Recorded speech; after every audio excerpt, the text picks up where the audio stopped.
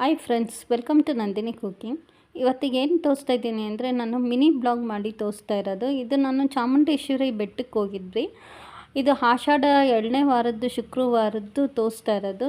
ಮೈಸೂರು ಚಾಮುಂಡಿ ಬೆಟ್ಟ. ನೀವು ದರ್ಶನ ನೋಡಿ. ತುಂಬ ಅಂದರೆ ತುಂಬ ರಶ್ ಇದೆ, ತುಂಬಾ. ಬನ್ನಿ ಬನ್ನಿ ಸರ್.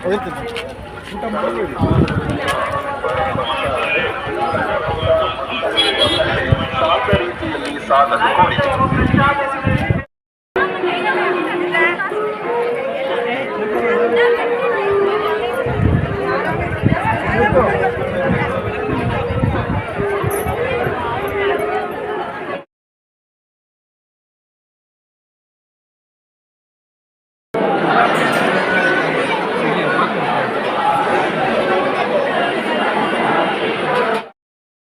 ಹಾಕಿದ್ರೆ ಈ ಕಡೆಗೆ